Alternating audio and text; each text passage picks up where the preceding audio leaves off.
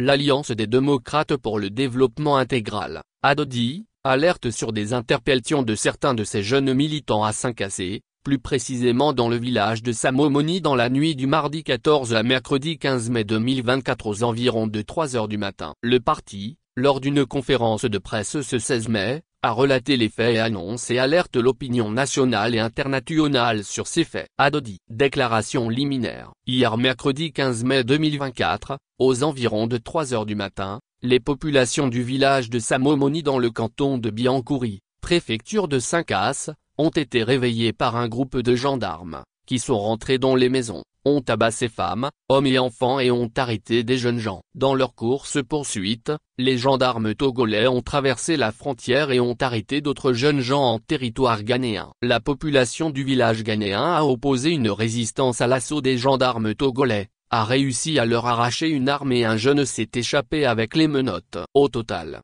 5 jeunes ont été arrêtés du côté togolais et 7 du côté ghanéen. L'arme et les menottes avaient été gardées chez le chef de Widana au Ghana. Le chef avait exigé la libération de ses sujets avant la restitution de l'arme et des menottes. Les gendarmes togolais avaient dû s'exécuter et les 7 jeunes ghanéens avaient été libérés contre remise des objets confisqués. Par contre nos 5 jeunes togolais du village de Samomoni, sont en garde à vue à la gendarmerie de Saint-Cassé. Il s'agit des nommés Malguinan et son fils Kabirou, Namon Al-Djoum, Bilbié Bonjal et Bilbilé. À l'heure actuelle le mobile de cette répression reste imprécise. Le préfet de Saint-Cassé aurait allégué que les gendarmes recherchaient des jeunes qui auraient cassé la pare-brise d'un véhicule de la gendarmerie le jour du vote à Samomoni. Pour le CB de Saint-Casse, ces jeunes sont arrêtés parce qu'ils auraient exercé de la violence sur les gendarmes et en auraient blessé un. Il se trouve que la résistance contre les gendarmes s'est organisée au Ghana et non dans le village de Samomoni où l'opération a commencé. Pour notre part, nous pensons qu'il s'agit d'une représaille contre les jeunes qui s'étaient opposés au bourrage des urnes, organisé par des assaillants en cagoule convoyés du Ghana dans un véhicule 4x4 noir banalisé,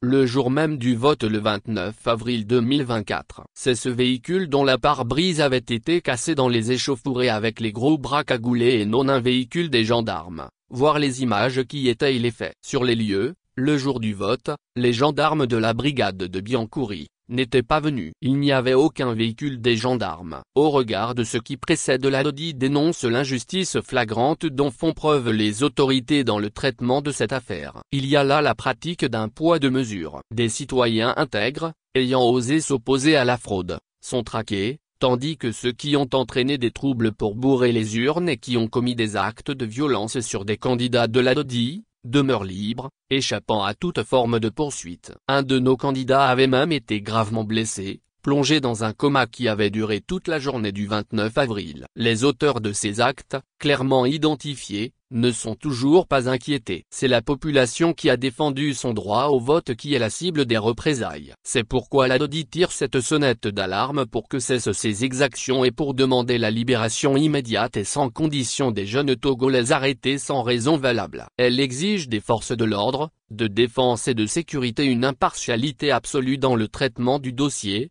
une grande retenue, et la cessation de toute forme d'intimidation et de violence envers les populations de la préfecture de Saint-Cassé qui aspirent elles aussi au changement. Le but de cette conférence est d'alerter l'opinion nationale et internationale sur ce qui se passe réellement dans notre pays dans le cadre des élections qui viennent de se tenir. ADODI est en train de porter toutes ces exactions en justice et espère qu'elle va jouer pleinement son rôle dans cette affaire afin que les responsables de la fraude électorale et des actes de violence soient appréhendés et punis selon la loi. Le Bureau national